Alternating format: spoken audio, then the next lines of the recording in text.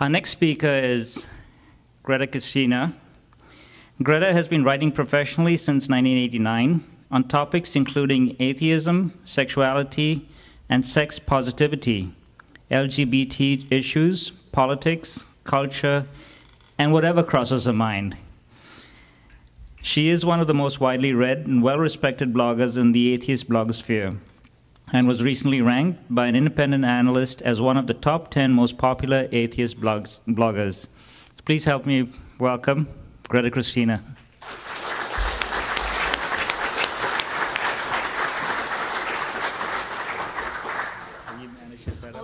I just need a place to set my notes. Will that work? That'll work. Hi, okay. Hi, thank you so much. Thank you so much for that introduction, and thanks so much to Humanists of Canada for inviting me, and thanks to all of you for being here today. And I'm just enjoying the heck out of this conference. This is so great. So I'm here today to talk about humanism and sexuality. Unsurprisingly, to anyone who understands how evolution works, sex is one of the most important and most powerful elements of the human experience. And religion has gotten to frame the conversation about sex, much like it's gotten to frame the conversation about pretty much everything for hundreds and indeed thousands of years. And if we're going to be working towards a world in which atheism and humanism are more accepted and more common, I think we need to offer some secular ways of dealing with sex. And that's what I'm going to be talking about. I'm going to be talking about some of the ways that we can be sexual without a religious framework. And I'm going to be breaking that up into two categories. I'm going to start by talking about how humanists can view sexual morality without a belief in God. And I'm going to talk about how we can view sexual transcendence without a belief in the supernatural. But before I talk about humanism and sexuality, I want to spend a little bit of time talking about religion and sexuality to give a sense of what it is exactly that we're up against and what exactly it is that we're offering an alternative to. Okay, so the first religious view of sex that I want to talk about today, it's a view of most traditional religions. It's by far the most common. And that view is God cares who you have sex with and how. God only wants you to have sex with certain people. You know, typically a person of the opposite sex to whom you're legally married, although not always. For instance, some religions permit same-sex marriage, and some religions ban sex entirely. Not too surprisingly, those religions don't stick around too long. Important note, if you're going to start a religion and you want it to last more than a generation, don't make procreation a sin. And God only wants you to have certain kinds of sex with these people. And even within religiously sanctioned marriage, religious restrictions against the kinds of sex you can have include restrictions against oral sex, anal sex, sex using birth control, ejaculation outside the vagina, sex with a woman who's menstruating, the use of pornography and erotica, cross-dressing. Even some non-sexual activities, such as dancing, are prohibited by some religions because they could potentially lead to sex. Now, if these religious restrictions on sexuality were based on fundamental human ethics, or even on practical considerations, you'd expect them to be at least somewhat similar across every religion, or at least across most religions. But that isn't what we find. When you look at different religions, that's not what we find. There's a few common themes. You know, sex that's likely to result in procreation with a partner of the opposite sex to whom you're legally married. That's usually on God's yes list. But throughout history and across different cultures, when we look at religious taboos on sex, we actually see a ridiculously wide range. For instance, some religions are okay with the standard variations such as oral sex or anal sex as long as it stays within marriage. Other religions believe that God frowns on any kind of sex other than what the sex educators call PIV, or penis in vagina intercourse. Still others say that certain variations are okay, but they have strict prohibitions on others. They might say, well, oral sex, sure, of course God has no problem with that. Why would you think God would care about that? But anal sex, no, that's horrible. Why would you think God would think that was okay? That's horrible. It's disgusting. Or the other way around. And very famously, different religions have different beliefs about how these rules should be applied to women versus men. And the sexual double standard is depressingly common across lots of religions, and Mariam Namazi's talk earlier gave some pretty horrific instances about how this sexual double standard works. But the details of how the double standard get applied vary wildly from religion to religion. Is the punishment for adultery the same for women and for men? Are rules about interfaith marriage the same for women and men? Are the rules for divorce the same for women and men? Is monogamy required for both women and men, or are men encouraged and indeed required to have multiple partners? You know, different religions answer all of these questions very differently. And even this question of who it's okay to marry, who it's okay to have this permissible marital sex with, varies wildly from religion to religion. Different religions have different rules about how old you have to be to get married, and how closely you can be related to get married, whether you can have been married before, or whether marriage is a one-time deal only, whether you have to be of the same religion or not, even how many people you can marry. And what's more, and I think very importantly, some religious restrictions on sex only address sexual behavior. The rules are only about what are you doing with your bodies. Well, other religions and other religious taboos on sex cover not only forbidden sexual behaviors, but forbidden thoughts and desires. And the idea here is that God isn't just angered when you have prohibited sex, God is angered when you even think about prohibited sex. And consider, for example, the loving and compassionate teaching of Jesus, or who I've lately been taking to call the Jesus character in the New Testament myth. The teaching that lusting in your heart is every bit as sinful as committing actual physical adultery. I think about this teaching, it's basically creating a thought crime. I have a hard time thinking of this as anything other than a thought crime. And this kind of religious thought crime has this very ugly effect of making people feel guilty and ashamed for something that they can't help. You know, for feelings and desires that are deeply and irrefutably hardwired into us through hundreds of millions of years of evolution. Have any of you ever read the writings of the Christmas underwear bomber? First of all, do you remember the Christmas underwear bomber? There was a few years ago, the extremist, Islamicist, fundamentalist who tried to blow up an airplane by strapping explosives into his underwear. Ironic. Ironic because a lot of his guilt that he had and a lot of the motivation that he had for committing this act was sexual guilt. If you read his writing, it's this really tremendous window into religious sexual guilt. This guy was tortured with guilt over sexual feelings that he believed were sinful. And he was also tormented with some guilt over some sexual acts as well, such as the horrible sin of not lowering his gaze in the presence of women. But he was also tormented with guilt over just simple sexual desires. And we're not talking about desires that were in any way unethical or desires that were even particularly unusual. You know, as far as we know, this guy was not into spanking, this guy was not into Jell-O, this guy was not into humping women on the subway. Okay, this guy was not even gay. The mere fact that he had this extremely common, extremely normal sexual desire for women, the fact that he was aroused in the presence of women and was aroused by looking at them, this was enough to torment him with religious guilt and this terrible gripping fear that he was disappointing and angering his God.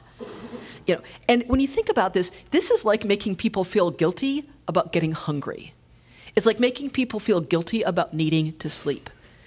And this is not a necessary part of religious sexual morality. This is not universal. This is not something all religions do, only in some of the really special ones. And very often, the sexual ethics of a religion, they're not just inconsistent with the sexual ethics of other religions. They're inconsistent with themselves. They are internally inconsistent.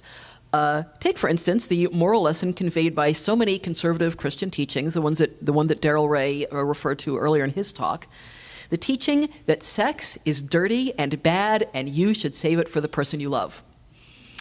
Sex is so dangerous that even talking about it can send the desire for it spinning out of control.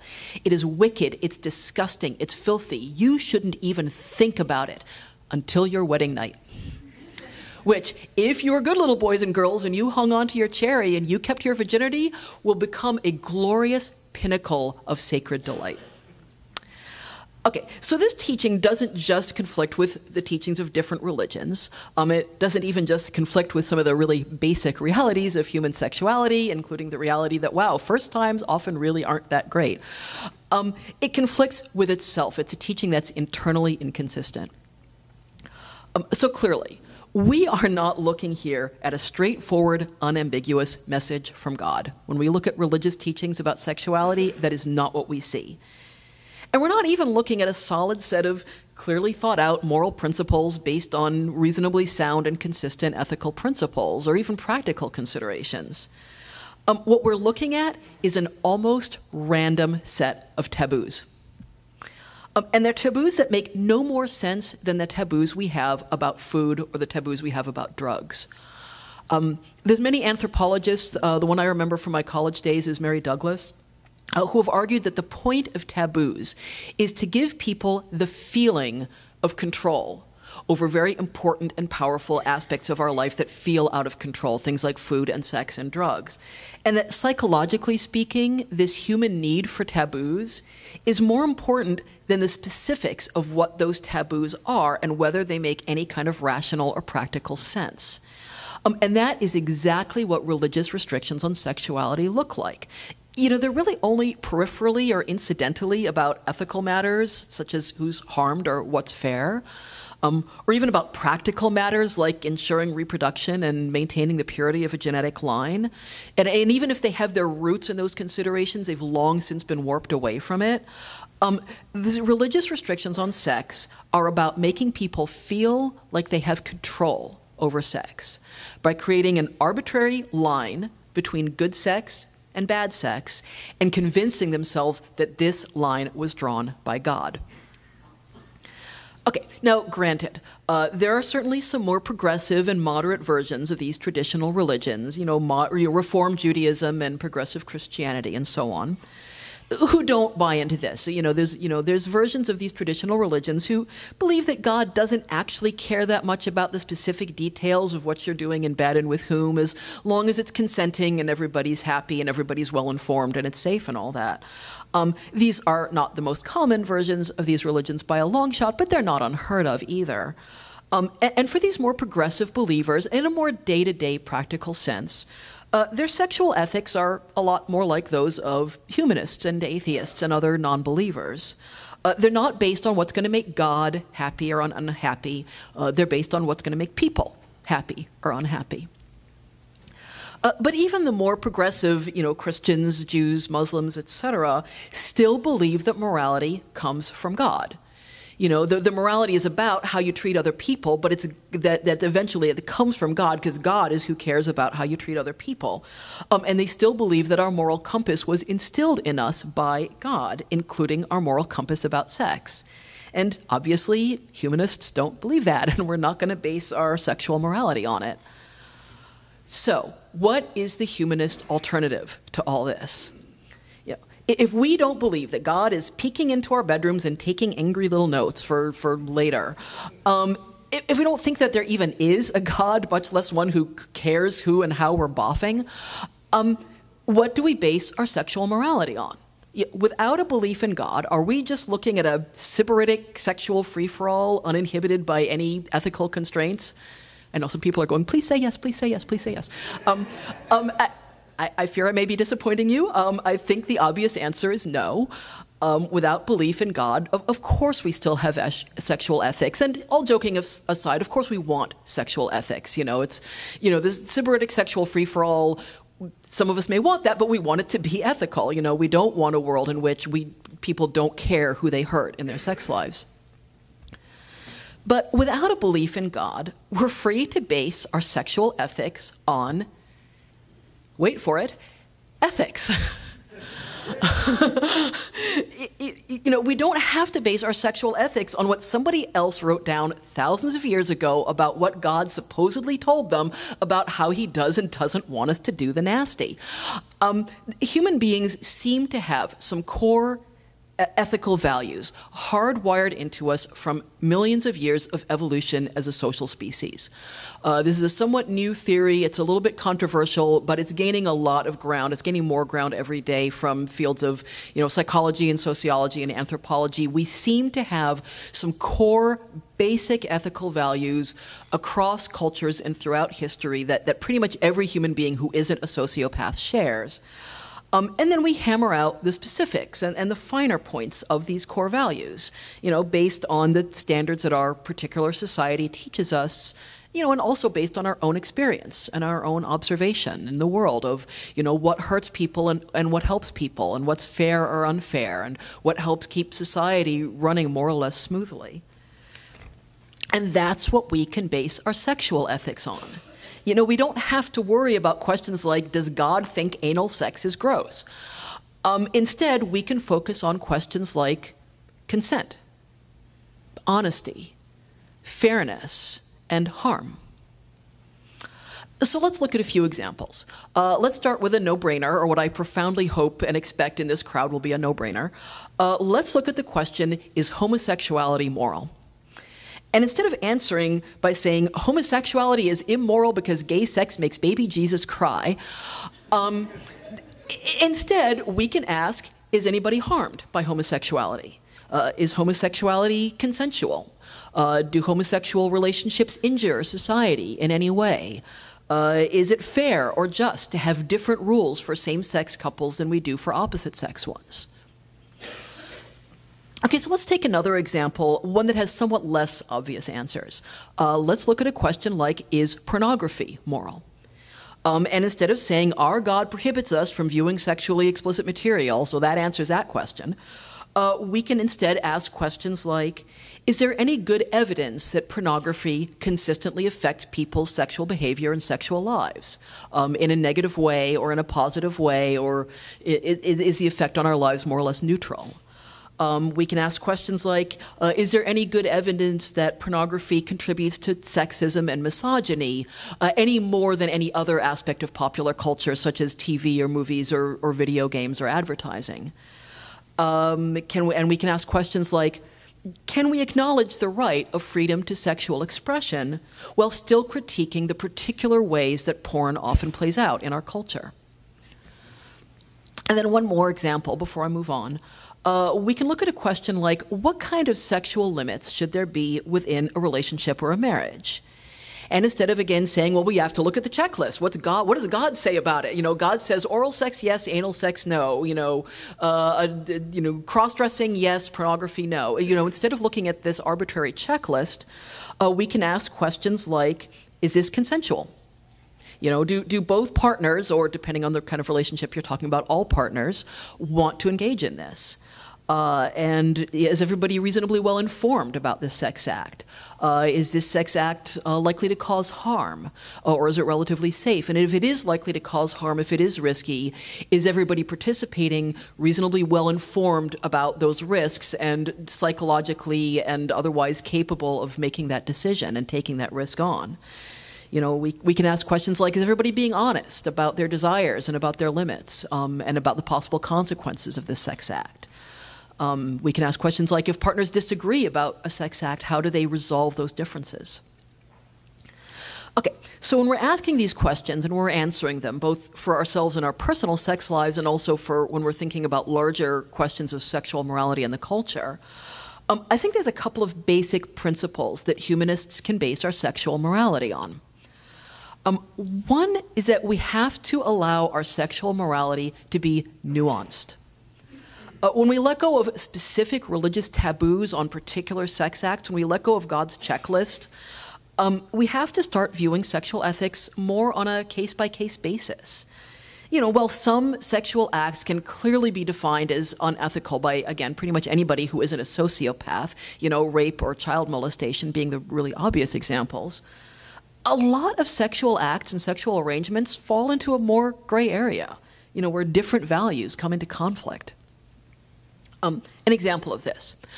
Let's look at a monogamous marriage where one spouse has decided that they don't want to have sex at all ever again. Not temporarily because they're sick or depressed or just had a baby or something like that. They don't want to have sex ever again in their life. That person isn't willing to negotiate. They're not willing to go to couples counseling, and they're not willing to consider non-monogamy. They're not willing to consider opening the relationship up.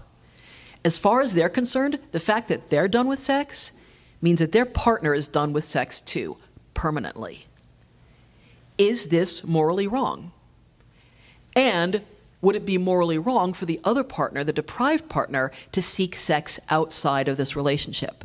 And in case you're thinking that this is some made-up hypothetical situation, the kind that philosophy professors come up with to torture their students and make them think, it's really not. If you read the sex advice columns, you know that it is depressingly common, and it actually cuts across gender lines. There's a common belief that it's in this type of situation, it's always the woman who's turning off the tap, and it's always the man who's being deprived, and that's not the case. This type of situation happens in same-sex relationships, gay male and lesbian, and it's even in opposite sex relationships, it is often the man who's saying, no, I'm done with sex, and the woman who's saying, hey, I did not sign on for that.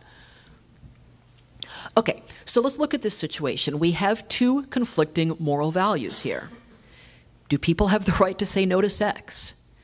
Well, absolutely, people have the right to say no to sex. I mean, that to me comes about as close to a sexual moral absolute as I can think of. It's, we own our bodies, as somebody pointed out to me when I gave this talk once, no, if we're materialists, we don't own our bodies, we are our bodies. And our right to decide what to do with our bodies is pretty close to absolute. It's like we have the right to say no to sex, any particular kind of sex or sex in general, temporarily or permanently. But do people have the right to non-consensually eradicate other people's sex lives? I don't think so. And in fact, I would argue that the reason for that is the same as the reason for the answer to the other question. We own our bodies. Other people don't have the right to control whether we're going to have sex or not. Now, again, you might argue that the other partner, the one who's being deprived, can always leave the marriage if they're not happy. But what if that's a morally complicated choice? What if the couple has a business together or they have children together and, breaking up the marriage is going to affect people other than just them? What if one spouse is financially dependent on the other, as, for instance, in the case of the United States, where health insurance is really stupidly tied to employment and marriage, and if there's divorce, one person might not have health insurance. I hate the United States sometimes. Okay, so my point in raising this question is not actually to try to settle this particular question. I do have my own opinions about it, but mostly what I think about it is this is a really difficult question. This is a very thorny ethical question, and that's my exact reason for raising it today. My point is when we move away from strict religious taboos and checklists about specific sexual acts and arrangements, such as adultery is always wrong, or spouses are always obligated to have sex with their spouses, both of which are real religious rules that exist in real religions, we have to accept that there's going to be sexual situations that raise complicated ethical questions, questions that aren't easy to answer, and questions that good and honorable people in good faith are going to disagree about and are going to come to different conclusions about. As humanists, we have to be willing to make difficult, complicated moral choices, and we have to accept the responsibility for those choices without pawning it off onto God. Okay, so that's one key ingredient of a humanist sexual morality, accepting the reality of moral nuance. Related to that is the idea that we have to not make our sexual decisions by default. Way too many people take very serious steps in their sexual lives, in their sexual development, based on this external timetable, without really seriously considering whether or not this is the right time for them. Way too many people decide at what point in a relationship they should stop seeing other people, when they should start having sex, when they should move in together, when they should get married, when they should have kids, etc., without really thinking about what's right for them. but based on this sort of external timetable, because that's what's next, that's what's done. You know, it's been 6 months, honey, it's time for us to move in together. And a lot of people think of these decisions in terms of when to do them without thinking about whether to do them. You know, we have choices about whether to move in together, you know, whether to stop seeing people, you know, whether to get married, whether to even get into a serious relationship at all, or whether maybe being single is best for us, either temporarily or permanently. You know, making these decisions by default without really careful consideration of what's right for you, it's not fair to yourself, and it's really not fair to your partner. It is a recipe for free-floating sexual resentment. It's a recipe for feeling trapped into a situation because you didn't carefully consider the choices and you didn't carefully consider whether this was the right choice for you. That's not responsible, and responsibility for our sexual choices is a key element in a humanist sexual morality. Another really important part of a humanist and atheist sexual morality is we have to be reality-based. Atheists and humanists sometimes like to call ourselves the reality-based community. If we're going to live up to that, we have to apply it to sex as well. We don't get to just say same-sex marriage will destroy the family. We have to look at evidence about same-sex families and how do they function and do they flourish? Do they do as well as opposite-sex families and so on? Or how do their kids turn out? You know, we don't get to just say porn desensitizes people and teaches them to treat other people like objects. We have to look at the evidence about how, you know, enjoying porn affects people. Does it affect people differently? Does frequent porn consumption affect people differently from occasional porn consumption? And does different kinds of porn affect people differently? We have to look at the evidence. When we're evaluating the ethics of a sexual act or arrangement, we have to practice good evidence-based practices. And that includes being willing to change our minds. I was once in a debate online with an atheist. This was in the Daylight Atheism blog. We were having a debate in the comments section about polyamory. Polyamory, for those who aren't familiar with the term, means a consensual, mutually agreed upon arrangement where people have more than one a sexual or romantic relationship at once. You know, poly meaning many, amory meaning love. Some people don't like that word. It mixes Greek and Latin roots. Other words meaning more or less the same thing is non-monogamy or open relationships or multiple relationships. But the term that people have kind of settled on is polyamory, so that's what I'm going to use. So anyway, I was in this debate with an atheist online who was insisting that polyamorous relationships were inherently unequal and selfish because of what he called, because of the inequity of what he called the standard polyamory setup. Namely, a harem-type arrangement where one person has multiple partners and those partners don't interact sexually with each other or with anybody else. And he was saying, well, this standard polyamory setup is inherently unequal. You know, one person is getting all the nookie and these other people are being deprived. So it was pointed out to him in this debate by myself and several other people who are either polyamorous or familiar with the world that there's no such thing as a standard polyamory setup. That this notion of a standard polyamory setup was one that he had just personally pulled out of his own ass. You know, that in fact, you know, when you look at polyamorous people, there's a vast multitude of different kinds of arrangements, you know, tailored to meet the needs of all the people involved. And in fact, those arrangements often evolve and change as the needs of the people involved in it change.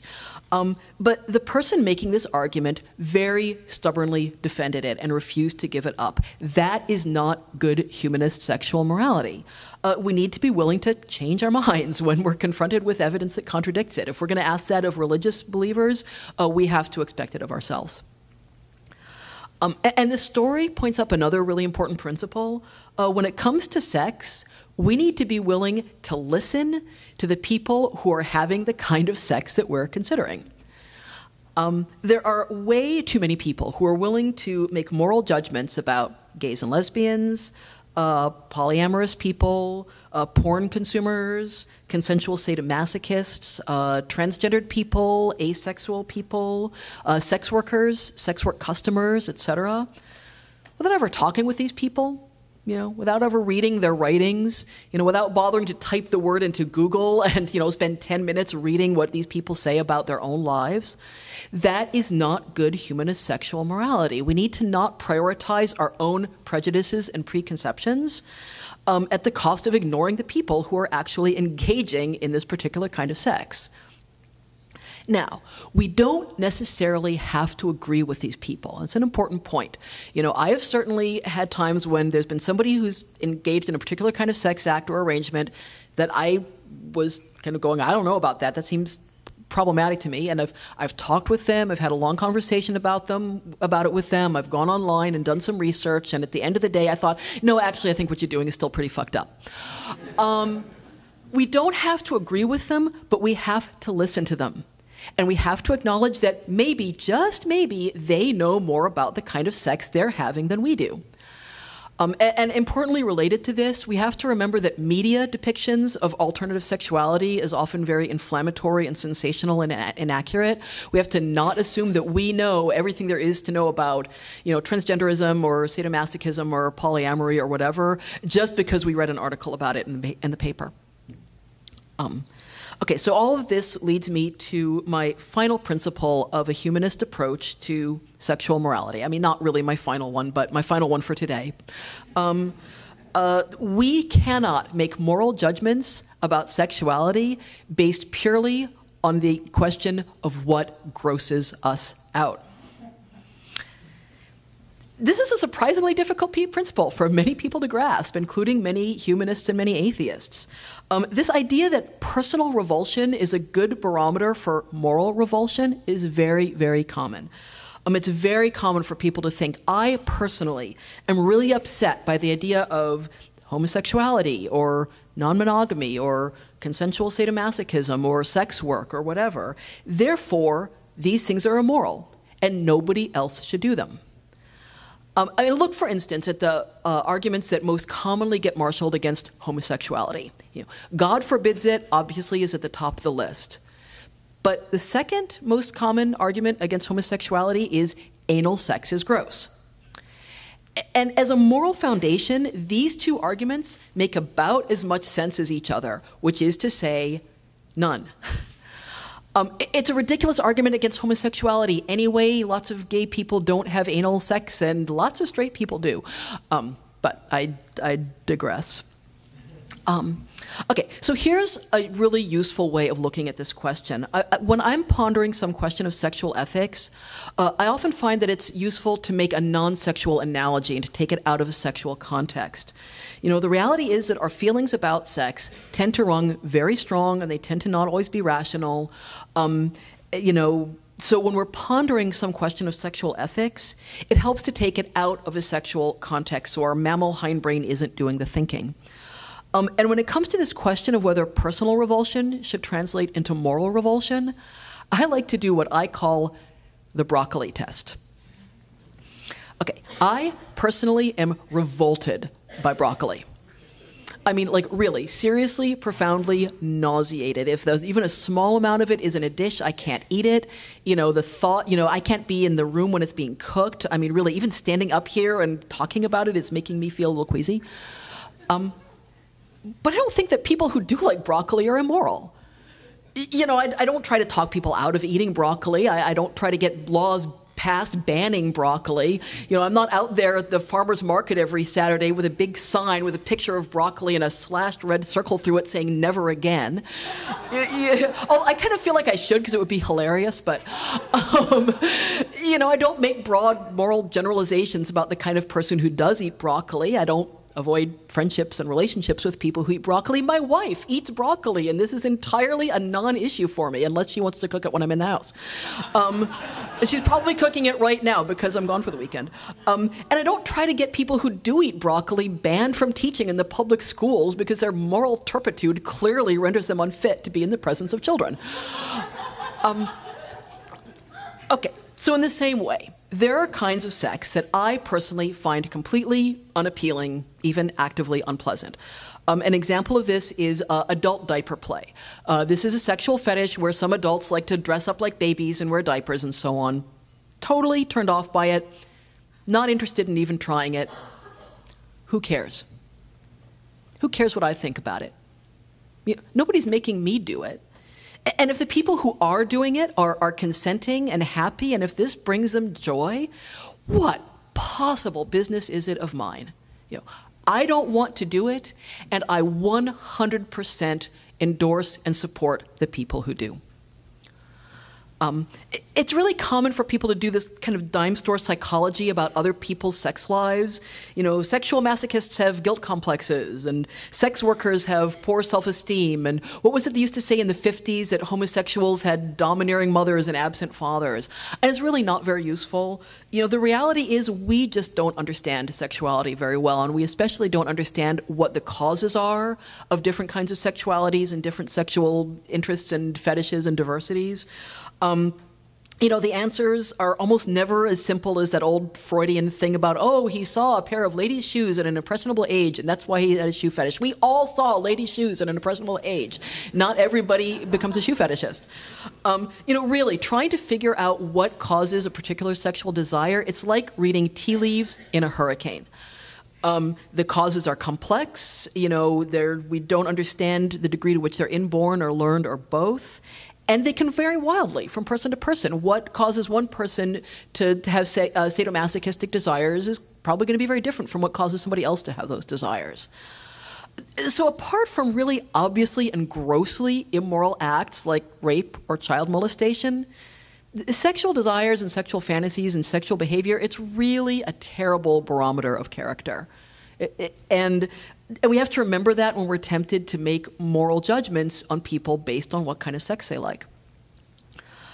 And whenever I'm tempted to do that anyway, whenever I'm tempted to make judgments about people based on what kind of sex they like, just because I'm personally grossed out by it, I always have to remember there are plenty of people in the world who are grossed out by my sexual practices. Practices that I know are, again, consensual and safe and make everybody happy. And that is true of every single person in this room. No matter what kind of sex you're having or not having, there's somebody in the world who thinks it's gross. There are gay men and lesbians who think heterosexuality is the most disgusting thing they've ever heard of. It's ooh, gross, how can you eat that? There are people who think celibacy is unnatural and harmful and inherently a bad idea for anybody. So if I want other people to respect my right to autonomy and my right to make my own sexual decisions, again, as long as it's consensual and fair and isn't hurting anybody, I need to extend that same respect to other people. I need to not treat their private sexual practices as a personal affront to me. And this principle of separating aesthetic judgments about sexuality from moral judgments, it doesn't just apply to how we treat strangers. It doesn't just apply to how we treat our friends and family members or how we think about larger considerations of sexual ethics in the culture. It applies to the people we're having sex with. For instance, if we don't like porn and our sexual partner does, we don't get to just say, porn upsets me, therefore you're a bad person for enjoying it. If we want our relationship to be monogamous and our partner doesn't, we don't get to just say, non-monogamy freaks me out and therefore you're a bad person for being interested in it. And similarly, the flip side of that is if we are interested in non-monogamy or porn or whatever and our partner isn't, we don't get to accuse them of being unadventurous and uptight. We have to accept that our partner's views are as valid as ours, again, as long as it's within this basic ethical framework of it being consensual and safe and honest and not harming anybody and so on. We have to accept that their views are as valid as ours. We have to work out a compromise that works for both of us based on the idea that both of our desires are equally valid. And we have to base those decisions, again, on the principles of consent and honesty and fairness and harm, and not on the principle of what grosses us out. Okay, so these are some ideas of humanist sexual ethics, some ideas of how we can view sexual morality without believing in a God who's telling us who to boink and how. And these ideas are not coming out of nowhere. For many decades, there's been this sex-positive community, a community of writers and activists, sex educators, teachers, researchers, therapists, artists, and just ordinary people in their everyday lives who are advocating for a non-taboo-based approach to sex.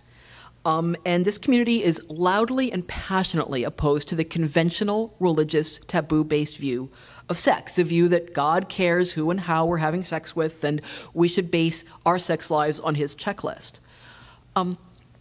And yet, while the sex-positive community has vehemently rejected the conventional religious view of sex, to a great extent it's done this not by rejecting religion altogether, but by embracing alternative religion, and by bringing their positive view of sexuality into their spiritual beliefs. You know, the sex-positive community is very often this very spiritual community. It's just infused with, you know, Wicca and goddess worship and shamanism and tantra and astrology and key energy and all this sort of other new age stuff is very common in this community. And the spiritual view is often very woven into the sexual view. It's not that easily separated.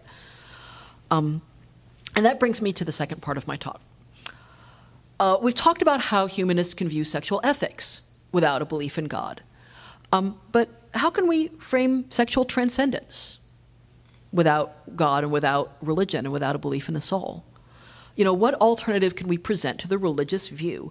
How can we acknowledge, and not just acknowledge, but celebrate, you know, the power of sex to transform consciousness and, you know, to take us out of time and, you know, to take us out of ourselves and into each other and to give us this sense of connection with each other that just feels so intense and intimate that it can feel almost telepathic.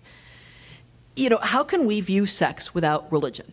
You know, not just sex without the capricious, vengeful, petty God who's obsessed with the details of people's sex lives at the expense of actual serious ethical issues. You know, but sex without key energy and the immortal consciousness of the universe and honoring the goddess with our pleasure and all that stuff. The materialist view of life in general and of sex in particular is often seen as pretty much a downer. I think we're all familiar with that. People say, oh, it's like this materialist, how can you see life as joyful or pleasurable in any way if you don't think there's a soul? You know, the materialist view is seen as cold, as mechanical, as reductionist.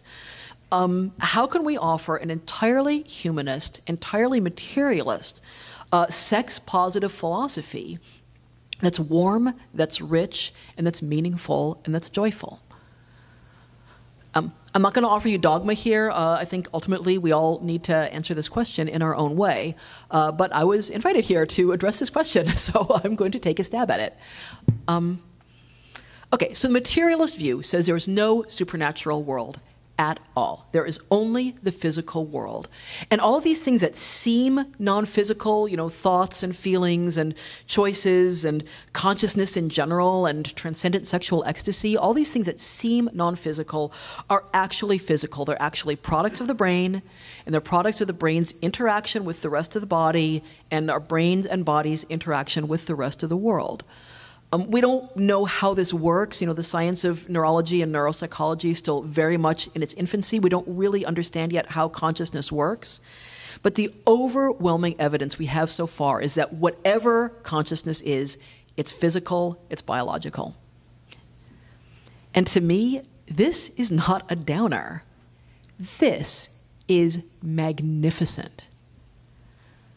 Okay, to me, the idea that out of nothing but earth and water and sunlight, these complex, wildly complex living beings have developed, you know, not just with the capacity for life, not just with the capacity for consciousness, but with the capacity for understanding others' consciousness, and for the capacity of sharing consciousness, and with the capacity to create the experience of ecstasy for ourselves and for one another. That is jaw-droppingly astonishing.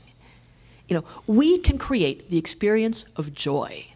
You know, we can create the experience of this deep, expansive pleasure that takes us out of ourselves and into one another. And we do it through a complex rearrangement of the atoms and molecules of the planet and the energy that comes from the sun.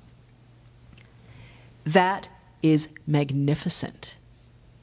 That, more than any spiritual belief I ever held, makes me feel both humble and proud. You know, that makes me feel intimately connected with the rest of the universe in the way that no spiritual belief ever did. What's that old hippie song about how we're stardust made of billion-year-old carbon? You know, you don't have to believe in metaphysical energy to think that that is wicked cool. We are made out of stars. That's incredible. Okay, so there's something else too. When you look at human beings from a materialist standpoint, and in particular from an evolutionary standpoint, not as special spiritual entities or children of the goddess, but just as another twig on the evolutionary tree. That view puts sex squarely front and center in the human experience. Sex has an immensely important part in the evolutionary scheme. Darwin wrote an entire book about it. Why does sex feel good? Sex feels good because sex evolved to feel good. Sex feels good because evolutionary forces very strongly favor animals who really, really, really like to have sex.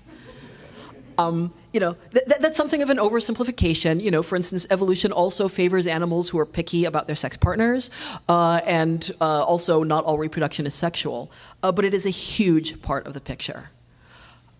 Now, of course, birth control and other non-reproductive sexual practices have been shifting this picture for human beings. Increasingly for human beings, reproduction is coming into our conscious control, and increasingly it's becoming separate from sexual pleasure. And the reverse of that is also true with non-sexual reproductive practices such as in vitro fertilization. And I'm totally fine with that. Without getting into too much inappropriate detail here, my own sex life is entirely non-reproductive. I am a lesbian-identified bisexual who doesn't have kids and doesn't want kids and is never going to have kids. Sorry, guys, give it up. Bad job, not going to happen. You did your best, but that DNA is never going anywhere. I'm entirely in favor of sex shifting away from its original evolutionary function with reproduction. And in fact, I would argue that many of the most beautiful and valuable parts of human experience happen when we take some basic evolutionary wiring that we have really strong feelings about, because it's this really fundamental part of how we evolved as animals, and we transform it into something that goes far beyond prosaic matters of survival and reproduction. We took our animal need for palatable food, and we transformed it into chocolate souffle with caramel sauce. We took our ability, our really unique human ability to make and use tools, and we turned it into the Apollo moon landing. We took our unique ability to uniquely, precisely communicate through language, we turned it into King Lear. And I think the same is true for sex. We've taken this hardwired urge to replicate our DNA, and we've turned it into this intense, delightful form of communication, intimacy, creativity, community, personal expression, passion, and love, regardless of whether any DNA gets replicated in the process. But it's undeniable that these evolutionary forces are where the roots of sexual pleasure lie, and they are roots that are incredibly deep and incredibly old. They go back hundreds of millions of years. So in other words, according to a materialist viewpoint, the capacity for transcendent sexual joy is hardwired into us. And it's deeply and powerfully hardwired. It is a crucial and central feature of our lives because of millions of years, hundreds of millions of years of evolution. And this means a couple of things. It doesn't just mean the obvious thing that it means is that suppressing and trivializing sex is cruel and it's futile. It's totally pointless. It's dangerous and harmful. It's a ridiculous, stupid, pointless crusade against this deeply laid grain of our nature. But it means something more than that. It means that the act of sex and the experience of sexual pleasure connects us to every living thing on Earth. We are the cousins of everything that's alive on this planet. We have a common ancestor hundreds of millions of years ago, billions of years ago in the primordial soup, and we are all related, and not entirely, but substantially, because of sex. That is awesome. That makes me want to get on a plane, fly home to San Francisco, and have sex with my wife right now, just so that I can feel this connection with my fish and my tetrapod and my primate ancestors. That just makes me so happy. And finally, when you don't believe in God and you don't believe in any sort of afterlife, and when you think that this short life is all that we have, then making the most of that short life and making the most of the joyful experiences that it has to offer, it suddenly becomes a lot more important. You know, it's almost a moral obligation. As Richard Dawkins so eloquently pointed out, the odds against you personally having been born into this life are beyond astronomical. The odds that that sperm and that egg happen to meet at that moment,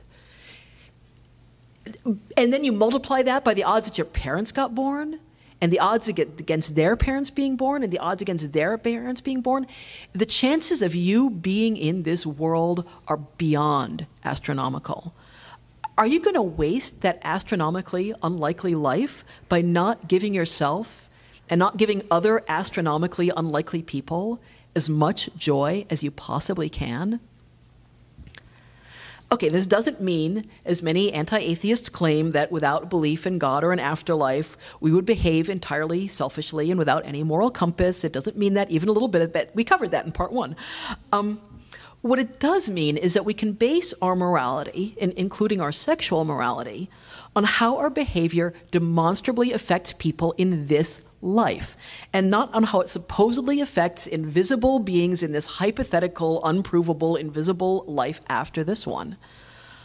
And it means that as long as we don't cause harm to people in this life, it's not only acceptable, but it is a positive and meaningful good to engage in any activities that bring joy and epiphany and meaning to ourselves and to other people, including and maybe even especially sex. So in other words, I don't think we need to see sex as spiritual in order to see it as transcendent. I don't think we need to see sex as blessed by the goddess or as a telepathic connection between souls or as a channeling of the key energy or as any other form of worship or spiritual practice in order to see it as valuable. I think that we can see sex as a physical act between animals and still see it as richly, deeply valuable and meaningful. I think we can see sex as a physical act and still see it as an act that connects us intimately, not only with ourselves and with one another, but with all of life and with the expanse of history and with the vastness of the universe. Thank you.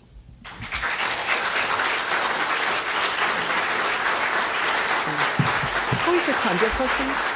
How is your time? Do you have time for questions? Or? No? Thank you so much. That was a fascinating talk, Greta. And thank you so much. Unfortunately, we don't have time for questions, but Greta's going to be around, and I'm sure there's going to be a lot of interesting ones for her.